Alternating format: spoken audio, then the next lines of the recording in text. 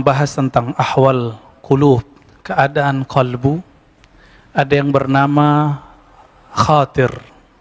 Khatir itu sesuatu yang melintas di qalbu.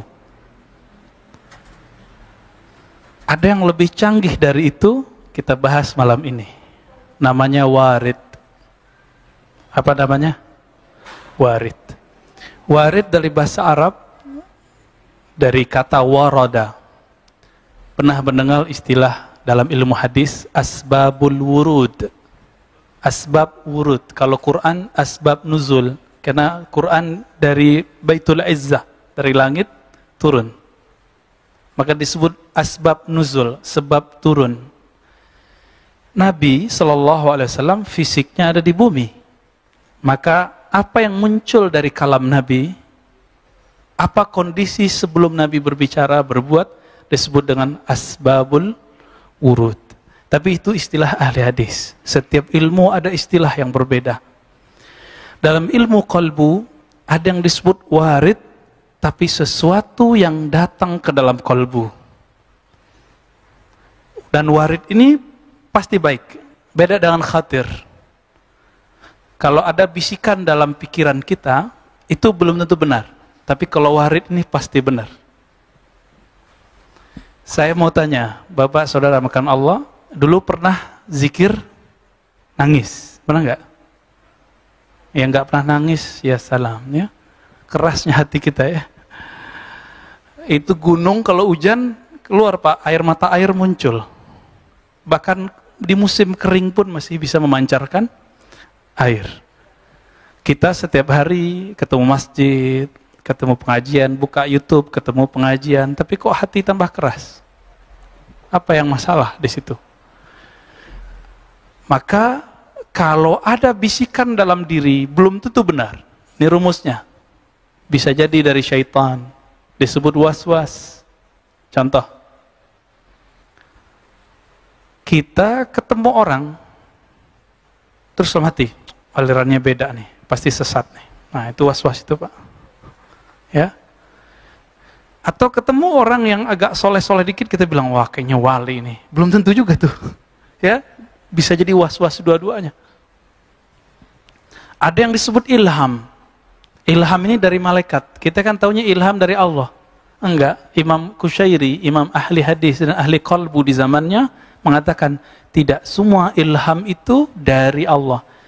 Tapi kalau orang ahli qalbu menyebut ilham, maknanya dari malaikat. Kalau dari Allah, namanya wahyu. Apalagi istilahnya? Kalau dari Allah bisa juga disebut muhaddas. Muhaddas itu untuk wali, wahyu untuk nabi. Jadi bapak-bapak ini, itu kalau baca kisah Imam Syafi'i itu dapat muhaddas. Beda dengan muhaddis. Muhaddis itu baca teks. Lalu muncul makna dalam pikirannya. Kalau muhaddas, nggak perlu baca teks, muncul makna dalam dirinya. Di dalam Al-Quran disebut ilmu laduni. Nabi mengatakan, jika ada di umatku yang begitu, Umarlah salah satu orangnya. Jadi Umar itu berpikir, coba kalau perempuan berjilbab ya. Turunlah ayat jilbab. Coba kalau begini, ada 3 ayat turun, karena Umarlah yang bergumam. Jadi apakah duluan ke Umar atau ke Nabi?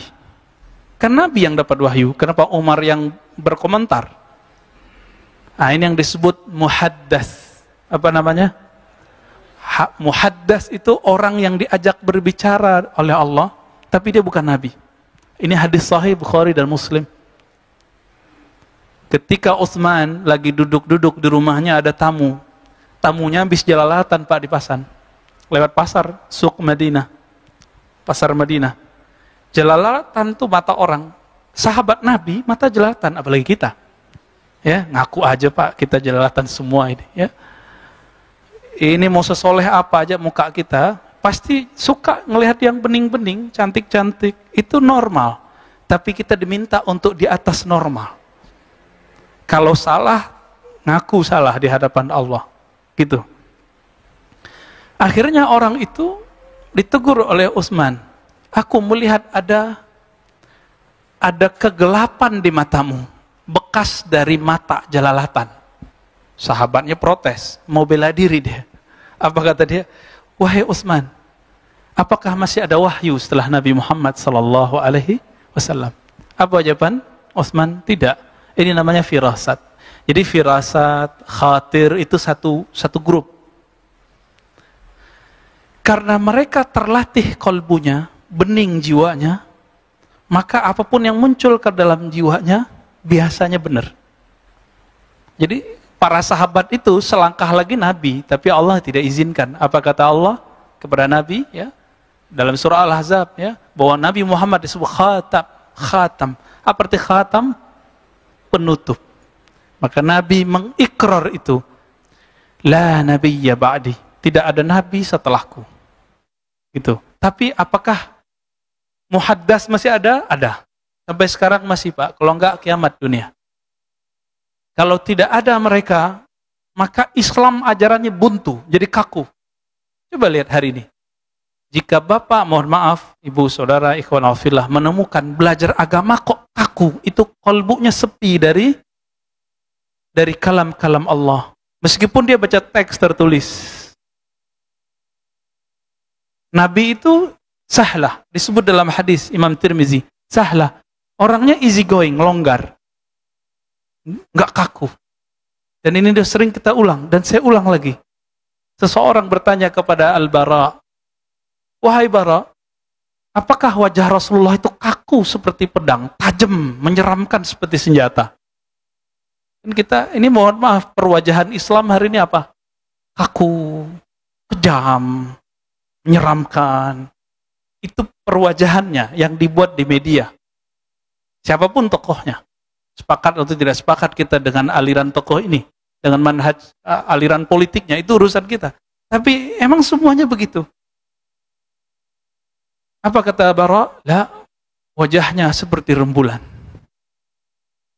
Bulan enak dilihat atau perih dilihat? Enak dilihat. Maka Nabi disebut Al-Badar. Ya, sang rembulan purnama.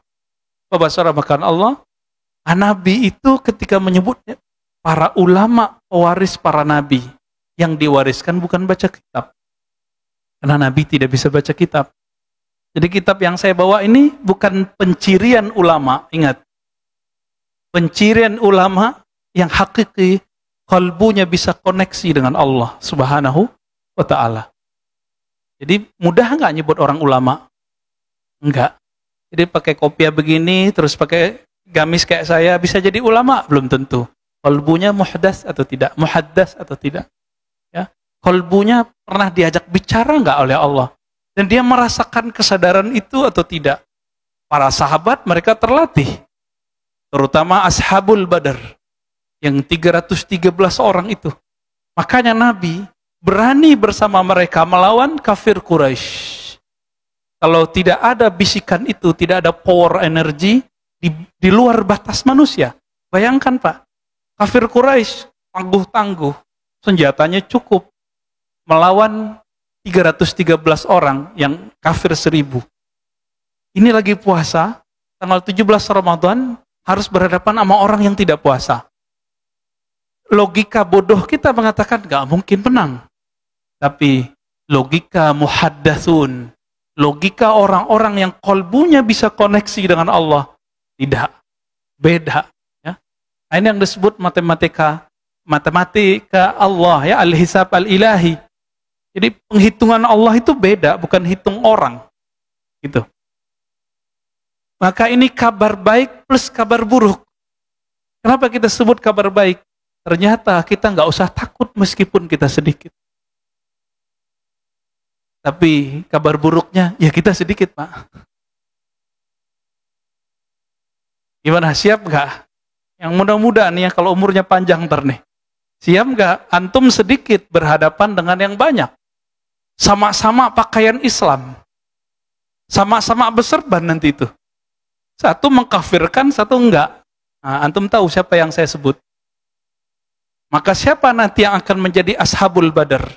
Yang hatinya penuh dengan rahmat Allah. Siapa nanti yang disebut musuhnya Islam tapi dari dalam? Yang di dalam kolbunya ada kebencian bahkan kepada orang yang membaca la ilaha Allah. Hati-hati, ini saya udah kabarin begini udah lama. Dan ini akan muncul, Pak. Cuma karena perbedaan politik, orang nanti bisa bersimbah darah. Sekarang baru pakai mulut, verbal, dan tulisan. Tinggal lihat saja nanti. Kita nggak mau mendahului takdir. Kita tunggu saja takdirnya. Dan ini sudah digariskan oleh Allah Subhanahu wa Ta'ala. Dulu sahabat Nabi dibunuh oleh Khawarij. Khawarij ini berserban, Pak. Khawarij itu baca Quran, baca sunnah, tapi dia mengkafirkan sesaudara muslim. Hati-hati. Siapapun yang mengkafirkan sesama muslim, maka dia musuh kita. Dia musuh kita. Apa kata Nabi? فَإِذَا لَقِيتُمُوهُمْ فَاقْتُلُوهُمْ. Kalau ketemu mereka, فَاقْتُلُوهُمْ. Faktuluhum, saya bingung menerjemahkannya. Yang pintar bahasa Arab, coba terjemahkan itu. Faktul, apa dia? Uktulu. Bunuh mereka. Kok lebih sadis? Kenapa? Karena mereka jika dibiarkan lebih sadis membunuh kita. Maka bunuh di situ. Ini disebut hadisul qadha. Hadis mahkamah pengadilan. Yang boleh memutuskan bunuh cuma orang-orang yang punya kekuasaan. Jadi kita nggak boleh main bunuh-bunuh, Pak. Ya, baik. Kita masuk ke Al-Warid. Kita tinggalkan hiruk-pikuk di luar. Mungkin Bapak ini sama yang di sampingnya beda aliran politik. Nah, lupakan dulu itu. Ya, lupa cara sholatnya, satu kunut, gak kunut, udah lupain dulu. Ya, sekarang kita lihat Al-Warid. Apa yang disebut warid? Warid ini berarti ma yaridu alal qulub minal khawatir al-mahmudah. Jika ada yang terbersit dalam pikiran, masuk. Lalu ada yang positif di dalamnya. Inilah yang disebut dengan warid. Tetapi warid ini lebih umum. Kadang-kadang tidak ada kalam di situ. Kita baca istighfar, tiba-tiba air mata meleleh. Bapak ibu ini pengen sholat khusyuk. Bertahun-tahun cari sholat khusyuk. Di saat lupa pengen sholat khusyuk, tiba-tiba tersentuh oleh takbirnya imam atau takbirnya seseorang. Atau tersentuh dengan kalimat yang dibaca sendiri. Tadinya lupa, pengen sholat khusyuk. Setelah mencari, datanglah warid itu tanpa dikehendaki. Suatu kali ada seorang yang rindu kepada Rasulullah. Ya, orangnya masih hidup. Rindu Rasulullah dan dia dapat hadis.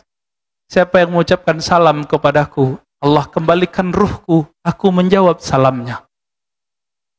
Ini yang disebut al-hayatu ba'dal maut. Nabi hidup setelah mati. Percaya, Pak? Yang ngomong Nabi. Ya? Yang ngomong Nabi, percaya? Ini yang disebut oleh Imam Sidi Ahmad At-Tijani dalam kitabnya Al-Faidur Rabbani. Beliau dulu pernah belajar di Madinah. Lalu pindah ke Maroko. Orang Aljazair. Ahli hadis. Apa kata beliau? Inilah dalil bahwa Nabi kita, Nabi Muhammad SAW bisa hidup setelah meninggal. Gimana caranya? Sampaikan salam dari dalam diri. Dari dalam kalbu katakan, Assalamualaikum ya ayuhan Nabi wa rahmatullahi wa barakatuh. Atau assalatu wassalamu alaika ya Rasulullah. Salam rinduku tolong disampaikan ya Allah kepada Nabi Muhammad sallallahu alaihi wasallam. Dijawab gak? Pasti dijawab. Kalau enggak, Bapak bakar kitab hadis yang ada kita pelajari itu. Ya. Hadis itu sahih. Yang tidak meyakininya, mungkin dia tidak belajar hadisnya, atau dia tidak tahu hadisnya, atau baca cuma lewat. Kadang kita dengar ayat, contoh tadi, imam sebanyak itu baca ayat, ada yang masuk nggak Pak ke dalam diri? Banyak yang lewat. Mau sebagus apapun bacaannya, jika tidak dapat warid, ayatnya tidak tembus ke dalam kolbu. Cuma enak didengar. Berarti kita jarang dapat warid, ya. Tapi sering dapat khawatir. Makanya kalau lagi sholat, masih ngomong aja di dalamnya. Ya kan? Masih ada yang berbicara dalam diri kita lagi sholat. Dan itu mengganggu. Nah, si warid ini, dia datang dari Allah Subhanahu wa Ta'ala, kadang datang dari malaikat. Dua itu aja. Dari Allah atau dari malaikat. Tapi ada satu hal yang spesial. Dia datang dari dalam ruh. Itu yang permanen. Karena ruh itulah yang berkoneksi kepada Allah. Maka jika datang dari ruh, itu nggak akan pernah lagi berubah. Meskipun zahir orang ini tidak suci. Meskipun dia dijeblosin lagi ke maksiat manapun, pasti balik lagi. Apa ciri-ciri orang dapat warid? Dapat anugerah. Jadi kalau boleh kita terjemahkan, warid adalah anugerah rohani. Banyak orang punya sajadah bagus, punya baju bagus, kopiah bagus, serban bagus, tapi khusyuknya belum bagus. Berarti belum dapat warid. Gak usah khawatir. Allah itu kaya. Kaya atau miskin Allah itu? Seandainya semua kita dikasih khusyuk, Allah masih punya perbendaharaan khusyuk nggak? Jadi nggak usah pelit memikirkan itu. Ya, maka kalau antum sudah ketemu guru yang bisa melatih kita, kalbunya lembut, bawa teman sebanyak-banyak mungkin ngaji kepada orang itu. Karena itulah kunci ada di sana. Orang ini disebut al-waris al-Muhammadi. Dia pewaris ajaran rohani Nabi Muhammad sallallahu alaihi wasallam. Yang Nabi wariskan bukan sekedar, mohon maaf, jenggot panjang.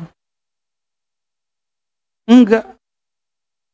Nutup aurat, iya. Serban, iya. Tapi yang paling penting di situ adalah kolbu yang dapat warid. Nah, maka bagi ahli kolbu, warid ini hampir setiap hari dirasakan. Sebagaimana setiap hari fisik ini mendapatkan nikmat. Saya mau tanya Bapak Saudara Allah, setiap hari dapat nikmat nggak? Nikmat kan bukan fulus doang. Sepakat? Fulus doang? Enggak. Bisa nafas nikmat nggak? Yang pernah asma coba pikir-pikir. Iya ya. Yang pernah asma Pak. Yang pernah dulu pakai tabung oksigen. Atau apa tuh kalau lagi COVID dikasih apa namanya? Ya, biar nafasnya agak legaan gitu. Ya, yang pernah merasakan itu nafas nikmat gak? Tapi nikmat ke badan. Saking seringnya kita dapat nikmat nafas, kita lupa kalau kita dikasih nikmat. Gitu. Maka Allah Ta'ala tegur, kalau kamu tidak ingat aku saat aku kasih nikmat, aku akan ingatkan kamu dengan mencabut nikmat. Pilih. Pilih yang mana? Sadar saat masih nafas atau sadar saat ngap-ngapan sakaratul maut?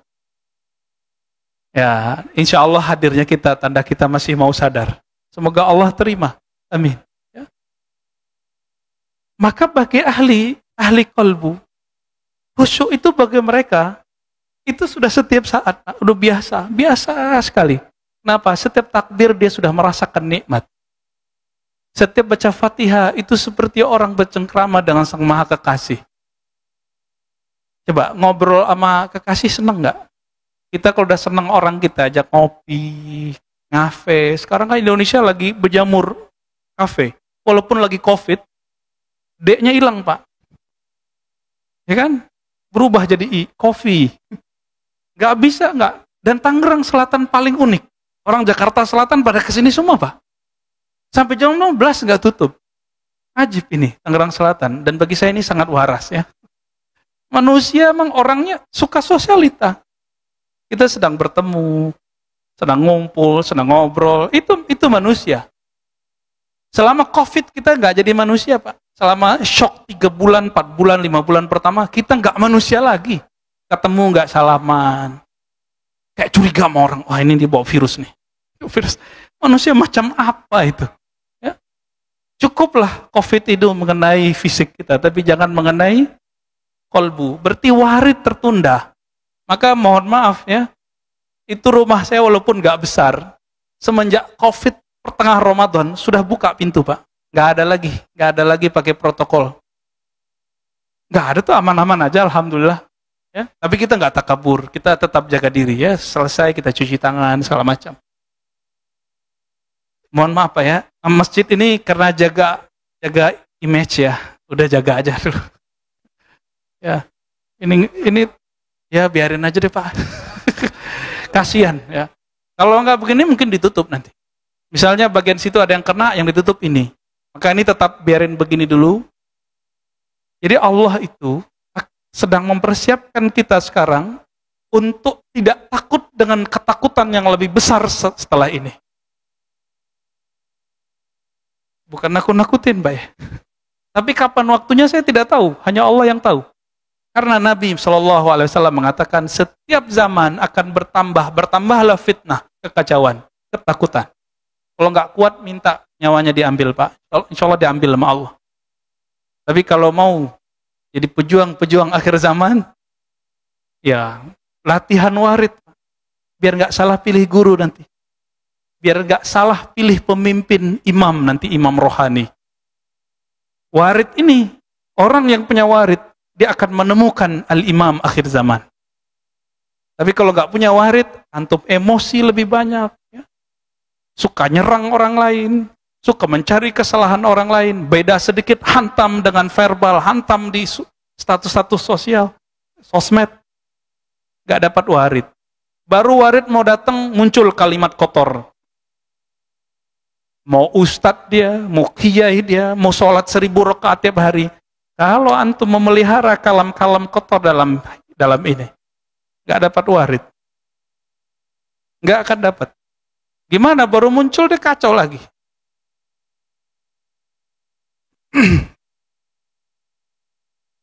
Mimma la yakunu bita'ammudil abdi. Ciri-ciri dari warid itu tidak bisa disengaja. Maka tidak ada orang namanya khusyuk itu dibuat-buat, gak bisa.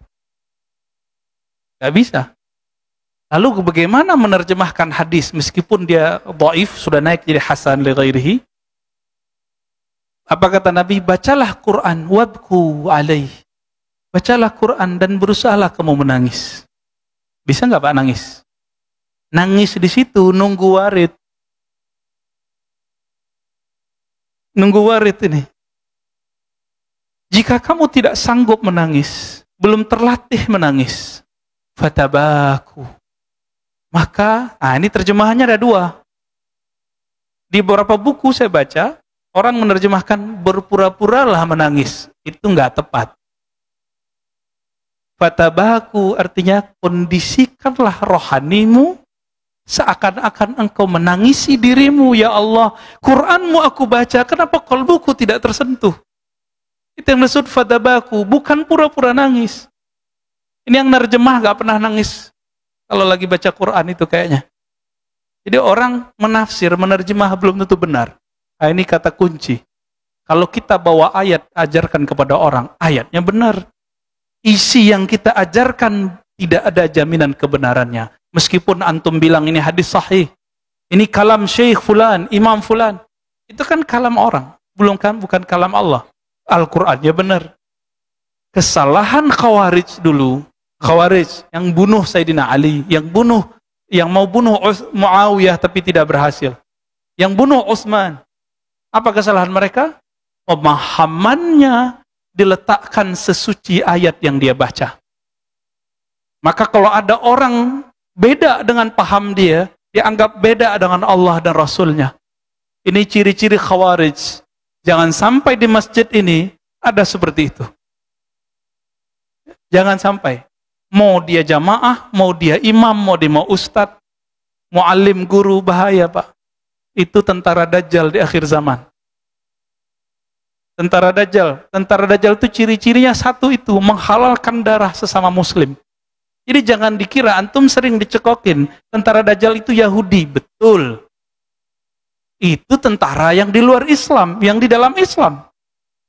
Siapa? Zombie-zombie yang berwajah-wajah muslim. Pakaiannya Islam, tapi batinnya kufur. Suka mengkafir-kafirkan orang. Nauzubillah min dzalik. Hati-hati di sini. Hati-hati di sini. Terbersit sedikit saja merendahkan orang, warid gak datang, Pak. Gak mudah ya, jadi waliullah.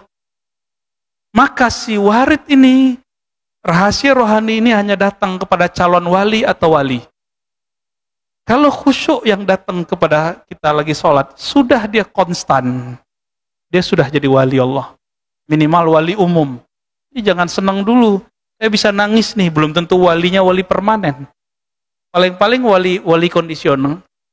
Ya. Giliran susah aja bisa nangis. Coba atau ingat-ingat. Dulu waktu susah bisa nangis kan? Sholat. Mau dikasih susah tiap hari biar nangis. Gimana Pak Mirwan? Nggak mau ya? Jadi nggak bisa. Kembali ke cerita tadi. Ini saya menjelaskan ini untuk menceritakan yang tadi. Orang yang rindu Rasulullah itu bertahun-tahun sholawat. Karena membaca satu hadis. Nabi kalau disalamin pasti bales. Balesnya bukan lewat surat, Pak. Allah kembalikan ruhnya. Kalau dikembalikan ruhnya hidup atau bukan? Hidup. Dan saya meyakini itu. Ini yang dimaksud Al-Habib Umar bin Hafiz. Kalau orang sholawatan, Nabi hadir, itu maksudnya itu di situ, Pak. Bukan khurafat yang beliau ajarkan. Ini anak-anak muda baru ngaji kemarin sore, nggak ngerti siapa Al-Habib Umar bin Hafiz. Saya nggak pernah ngaji dengan beliau, tapi saya pernah hadir satu konferensi multaqa ulama. Dan beliau mengisi. Dahsyat sekali. Kalamnya dari awal sampai akhir menyejukkan semua. Seakan-akan Rasulullah ada lagi, Pak. Seakan-akan kalam Nabi itu yang sering kita baca di teks, itu ada di lidahnya semua. Tapi saya nggak pernah dengar beliau membalas orang yang mengkafirkan beliau atau mengatakan ini Habib khurafat. Nabi udah mati kok tuh. Kurang ajar orang ngomong, Pak. Jadi bagi saya kalau orang bilang Nabi mati, bagi saya udah suul adab. Walaupun betul Nabi sudah Allah angkat. Hanya Allah yang boleh bilang, ya, afa immata au qutila. Ya. Jika si Muhammad itu mati atau terbunuh, hanya Allah yang boleh ngomong gitu. Maka Umar mengatakan, siapa yang bilang Muhammad mati, saya sembelih. Karena bagi Umar sang kekasih, yang bilang kekasihnya mati, itu orang adabnya buruk, rohaninya nggak hidup, nggak punya adab. Jadi bilang mati aja udah marah Umar. Tapi sahabat Nabi dari dulu dua mazhab. Satu mazhab Umar, satu mazhab Abu Bakar. Nah, sampai sekarang kan begitu. Nabi dihujat di Perancis, maka umat Islam terpecah dua. Ada yang pengikut Umar, ada yang pengikut Abu Bakar. Kita nikmati aja itu ya. Yang penting jangan main penggal-penggal aja, Pak. Di Perancis itu saya menyaksikan 2016-17 Allah perjalankan ke sana. Gak bayar 1% pun. Dibiayai oleh lembaga Korps Dai Dompet Duafa. Saya gak bayar sedikit pun, Pak. Diundang oleh orang KBRI. Saya sesekali jalan keluar. Setiap kali ngisi pengajian duha, itu mulailah orang-orang imigran dari Suriah, dari Irak, dari mana-mana itu keluar, Pak. Kira mereka cuma beberapa. Satu kali saya pulang jam 2 malam. Di sono maghribnya jam 10. Jam 3 ada subuh lagi. Jam 3 ada subuh lagi, Pak. Saya pulang jam 2, diajak ngopi sama salah satu sahabat kita, Pak Muhammad Abduh dan Sayyid Andi Abdul Qadir. Ya, satu orang Betawi, satu orang Makassar. Ahli kolbu, ahli zikir. Ketika kita jalan, saya melihat ada satu tempat terbuka, itu orang Islam yang dari mana-mana, yang nggak punya kartu, itu pada di sana semua. Tidur di atas aspal. Tapi tidak ada ditangkap oleh negara Prancis. Terus yang punya surat lengkap, itu dikasih duit oleh negara Prancis. Kalau kita kalkulasiin, lebih banyak yang dibantu daripada yang tidak dibantu. Akhirnya Eropa kewalahan. Jadi antum kalau tinggal di Eropa, punya surat lengkap, itu hak dapat duit dari negara persis seperti penduduk asli. Cuma nggak boleh nyoblos. Maka saya berpikir dulu, semoga Prancis menjadi pusat Islam nanti di akhir zaman. Itu kita mimpinya begitu. Ternyata kejadiannya kayak kemarin. Dan yang kemarin siapa yang paling rugi? Bukan Macron, bukan bangsa Perancis, tapi orang Islam yang lagi imigran, orang-orang Aljazair, Maroko, Tunis yang tinggal di sana. Dan kabar gembiranya apa, Pak? Di sana agama orang secara kultur, ini bukan agama ideologis, agama kultur, Katolik. Tapi gereja-gereja pada mati suri. Masjid-masjid nggak ada semegah ini. Masjid itu basement. Ada ruko. Maka itu inspirasi saya buat ruko, tempat pusat zikir. Ruko kita jadiin pusat kajian. Dekat kampus UIN, kampus II. Ketika kita masuk ke bawah ruko, itu orang penuh, sholat di mana-mana. Dan mereka sholat semalam itu bulan Ramadan 1 juz. Dan banyak. Orang Prancis menyebut orang-orang soleh itu praktikong. Praktisi yang mengamalkan ajarannya. Setelah dihitung secara kasar oleh teman saya yang lama di sana, lebih banyak muslim yang mengamalkan ajarannya daripada non-muslim. Maka kita berpikir ini nanti akan berubah ini. Akan berubah ini. Tapi dengan kejadian kemarin, saya khawatir dengan saudara kita di sana. Islamophobia. Saya punya paspor, hilang, Pak. Pergilah kita ke kantor polisi. Kantor polisi ruko, gak sebagus kantor polisi di Indonesia. Tapi waktu masuk saya kaget. Tapi gak berani foto, ada CCTV. Ada di situ kalimat. Kalau diterjemahkan lebih kurang, hati-hati terhadap jihadis.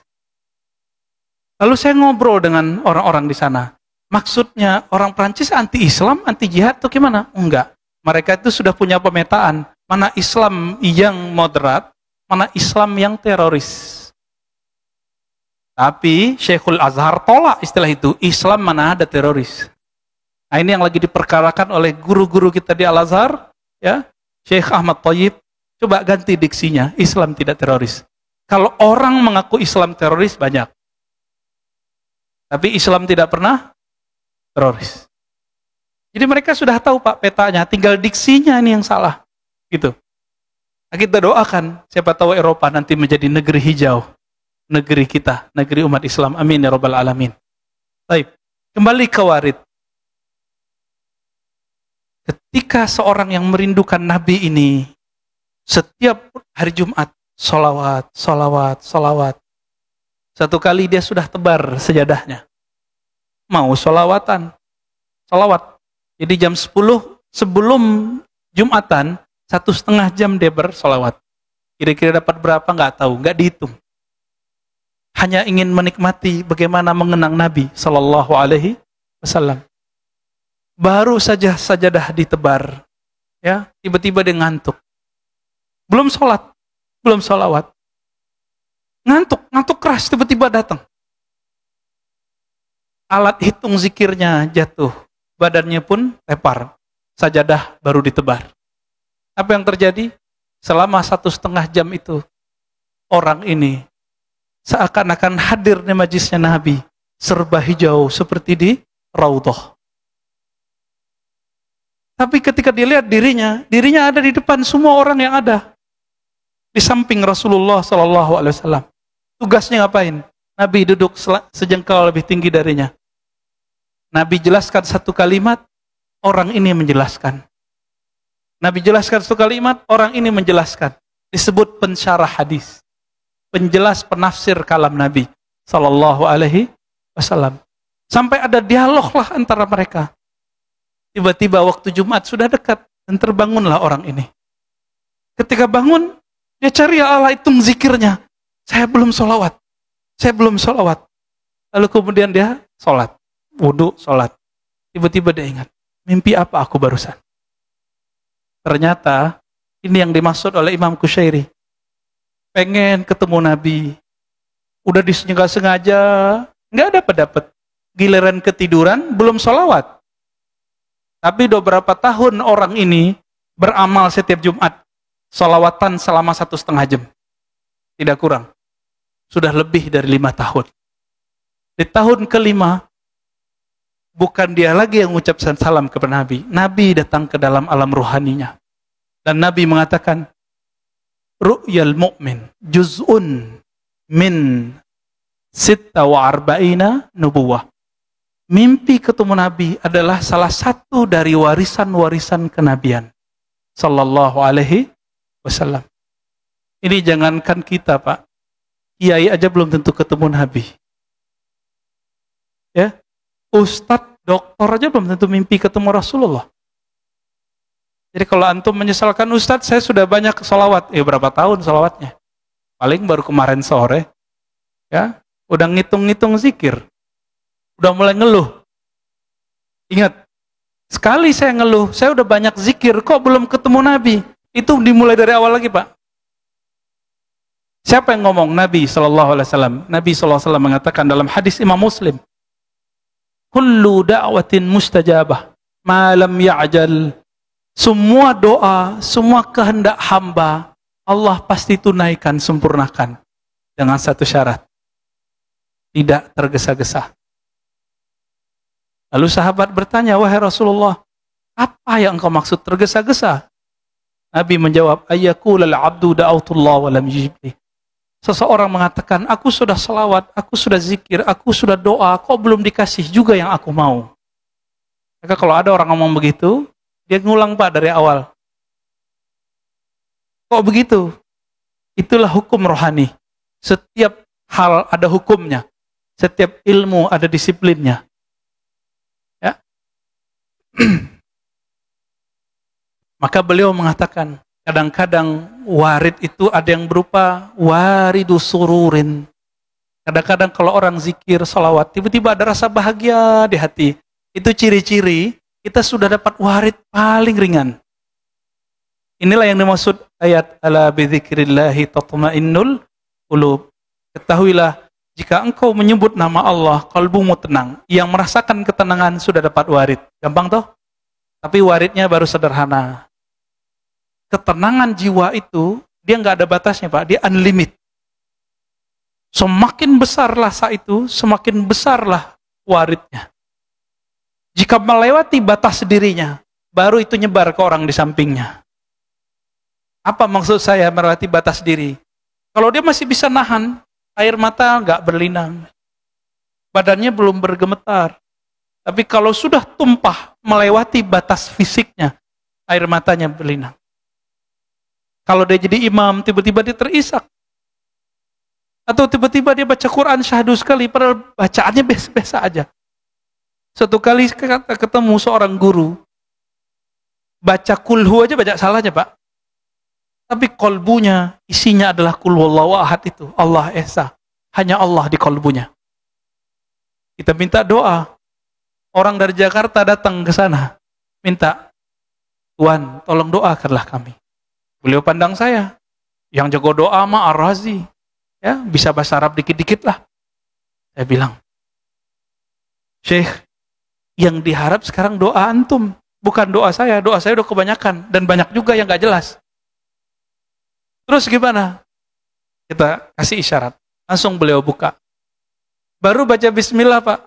Beliau bergemetar, nangis. Semua yang hadir di tempat itu menangis. Padahal cuma baca bismillah. Kenapa bisa baca bismillah? Bikin getar. Beliau bergetar, melewati batas matanya, akhirnya mata semua orang pada nangis. Nah, inilah hebatnya kalau ketemu sama ahli kolbu. Ini yang disebut oleh Imam Qushairi. Kalau ingin mengobati kolbu, bertemanlah dengan orang soleh. Soleh itu bahasa Arab, bukan penampilan. Soleh itu kesamaan luar sama dalam, itu disebut soleh. Salihun arti bahasa Arab artinya nasibun. Sesuai yang di dalam ini dengan apa yang di luar ini. Bapak coba rasakan. Setiap malam di sini ada pengajian. Kok beda-beda ya? Karena ada ustadz yang berbicara dengan warid. Ada ustadz yang berbicara dengan wirid. Ada yang dengan ya, ada dengan teks aja. Ada yang dengan tarif. Ya, salah satu sahabat kita mengeluhkan, mengundang seorang ustadz, minta DP 5 juta. Ya, kecil sih, Pak, bagi orang berduit. Tapi bagi jamaah wong cilik di kampung, 5 juta itu besar, Pak. Gak usah jauh-jauh. Sekitar Tangerang, Selatan Depok, bahkan tengah Jakarta, masih ada nggak panitia maulid? Dan itu kita malu, Pak, sebagai orang Islam. Nangguk duit di tengah jalan. Antum malu nggak? Nggak dikasih kasihan. Bingung mereka. Nggak seperti di masjid ini. Masih banyak nggak duitnya? Kayaknya udah mulai merosot juga ini. Ya, jangan-jangan nangkuk juga ntar Pak deh. Apa yang terjadi di situ? Maka antum yang kalau ada di antara yang hadir ini, diam-diam nyamar jadi jamaah, padahal ustadz. Berkah bagi antum mau mendengar. Kalau diundang, mau kemana aja, yang penting dia pertama ngundang, kita masih bisa datang. Datang. Semoga Allah berkahi. Ya. Ini mohon maaf, Allah menyebutkan, ya, ittabi'u man la yas'alukum ajra. Ikutilah orang yang tidak bertarif. Karena mereka yang disebut muhtadun, orang-orang yang dapat hidayah, warid. Kata Imam Suhrawardi, hidayah itu bukan gelar. Dia jatuhnya bukan ke otak. Hidayah itu jatuhnya ke kolbu. Maka muhtadun di situ artinya warid. Mereka lah yang dapat warid. Kalau ustadznya cuma baca kitab, ustadznya cuma melihat yang fisik-fisik, apa yang membuat ustadz berbeda dengan jamaahnya? Kalau Nabi itu sama dengan filosof seperti Socrates, Aflatun. Socrates bunuh diri, Pak, minum. Pusing memikirkan kota kecil bernama Athena. Katanya cerdas. Kenapa? Karena dia dan murid-muridnya sama, mentok, hanya mengandalkan ini. Kecerdasan Rasulullah itu kecerdasan warid. Nah, ini yang harus antum latih. Kalau mau jadi waliullah pasti punya warid. Kalau enggak ada waridnya. Dan waridnya permanen. Kecuali wali-wali yang umum. Kekasih-kekasih Allah yang umum. Semoga kita termasuk kekasihnya. Amin. Apalagi bentuk warid. Waridu huznin. Kadang-kadang ada rasa sedih, terenyuh. Kadang-kadang waridu qabdin. Kayak ketakutan. Pernah zikir terus tiba-tiba merasa takut? Baca istighfar, tiba-tiba kebayang semua maksiat yang kita buat. Orang kalau dapat ini, dia dapat hadiah lain. Dia akan merasa lebih rendah diri daripada orang lain. Tidak akan pernah menganggap orang lain itu hina. Kalau dia dapat warid, namanya warid qabd. Qabd itu secara harfiah artinya jantungnya, hatinya, jiwanya digenggam oleh Allah. Tapi maksudnya adalah Allah beri rasa takut kepadanya. Pernah nggak ngerasain? Zikir terus ada perasaan ketakut gitu. Itu bukan setan, Mbak. Cuma karena antum nggak punya guru rohani, dikira itu setan. Ya, ada teman kita mengamalkan zikir. Jadi zikir itu ada yang umum, seperti obat ada obat yang bisa dibeli di Indomaret, di warung-warung kelontong. Ada obat yang harus pakai resep dokter. Zikir itu ada yang jadi obat, ada yang menjadi nutrisi. Kalau dia zikir obat, dia harus diresep oleh ahlinya. Itulah rahasianya kenapa muncul angka-angka dalam zikir. Nabi ajarkan angka-angka itu. 33, 70, 100, bahkan lebih. Abu Hurairah mewiridkan jadi nutrisi 12.000 setiap malam. Sudah jadi nutrisi, bukan jadi obat lagi. Karena qalbu Abu Hurairah beres. Dicobalah oleh beberapa teman kita. Dari dulu kita ketemu teman begitu. Bukan 1-2 orang. Ya, semenjak saya dulu di kampung saya sampai di sini. Mengamalkan zikir yang harus diresepkan oleh guru disebut ijazah. Disebut talqin zikir. Dikamalkan tanpa izin. Apa yang terjadi? Datanglah warid qabd. Warid apa tadi? Rasa takut. Bergetarlah badannya. Dia kira itu syaitan. Akhirnya muncullah, ada salah seorang ibu-ibu dulu mengatakan, ajaran Ar-Razi, ajaran setan. Masa saya mau sholat badan saya merinding? Loh, saya belum izinin dia ngamalin itu? Dia amalin. Ya? Kita nggak kasih resep, Pak. Dia coba-coba. Itu kejadian. Ya, kejadian. Wawaridu bastin, terkadang warid itu bast. Hati dilapangin, rasa husnuzon aja sama orang. Semua orang dipandang baik. Nah, ini bast. Dunia kak lapang gitu. Bahkan beliau mengatakan ila ghairi dzalika minal ma'ani. Ada warid-warid yang lain. rasa khusyuk. Itu Fatihah, Bapak kalau dapat warid nih tiap kali sholat, warid yang di subuh itu beda Pak sama zuhur. Kalau ngerti ilmu ini. Kita belajar Fatihah dulu waktu kecil, udah tahu terjemahannya, tahu tafsirnya. Tapi kalau dapat warid, nanti beda-beda makna.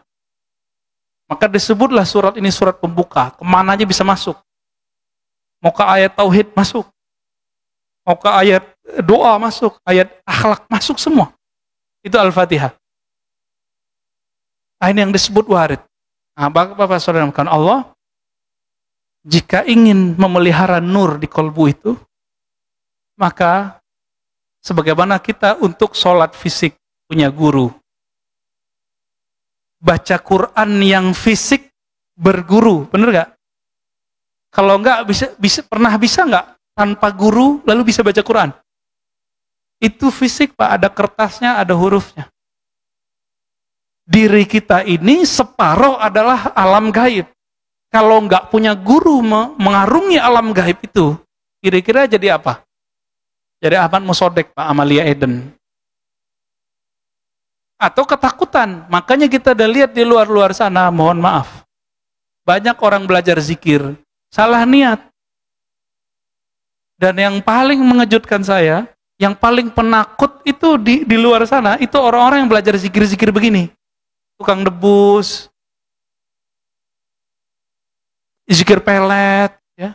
Itu orang-orang begini, sering merasakan ketakutan yang gak jelas. Berarti dia bukan dapat warid. Ya, dia dapat was-was syaitan. Was-was syaitan. Nah, hati-hati. Jadi bagaimana cara mendapatkan wirid? Dapat warid? Hanya dua. Satu, bergurulah kepada ahli wirid. Apa arti wirid? Orang yang istiqomah berzikir. Karena Allah Subhanahu wa ta'ala. Bukan untuk pelaris. Bukan untuk pelet. Nah, ini disebut ahli wirid. Yang kedua, tiru apa yang orang itu punya. Apa yang dipunya oleh ahli wirid? Wiridnya. Maka yang kedua, hendaklah seorang kita punya wirid. Masih ingat tadi arti wirid apa? Zikir-zikir yang diistiqomahkan. Nah, kabar gembiranya dari Imam Ibn Athaillah As-Sakandari. Ciri-ciri orang dapat anugerah rohani, dia sudah mulai merutinkan satu amalan. Ini saya kasih amalan sederhana aja Pak. Sudah ngamalin witir tiap malam belum? Belum? Sebagian udah ya? Coba mulai malam ini secapek apapun, walaupun satu rakaat, walaupun cuma Fatihah, jangan lupa sholat witir. Kalau ketiduran, kecapean, ganti besok. Karena ciri-ciri orang punya wirid, ketika ketinggalan target-targetnya di malam hari, dia ganti di siang hari. Dalilnya ada dalam Sahih Bukhari dan Muslim. Ya, bahwa Nabi SAW ketinggalan wirid malam melakukan ba'da subuh atau sebelum zuhur. Udah, amalin itu ya. Salat witir. Semoga kita menjadi hamba yang dicintai Allah. Innallaha witrun yuhibbul witra. Allah itu witir, mencintai pelaku pelaksana salat witir. Allah maj'alna mimman ahabba ilaik. Ya Allah, jadikan kami orang yang mencintaimu. Masukkan ke dalam diri kami nama-namamu, sifat-sifatmu, dan beri kami cahaya sehingga kami dapat menikmati warid-warid rohani darimu. Rabbana atina fid dunya hasanah wa fil akhirati hasanah wa qina adzabannar. Wassallallahu ala nabiyina Muhammad walhamdulillah. Assalamualaikum warahmatullahi wabarakatuh.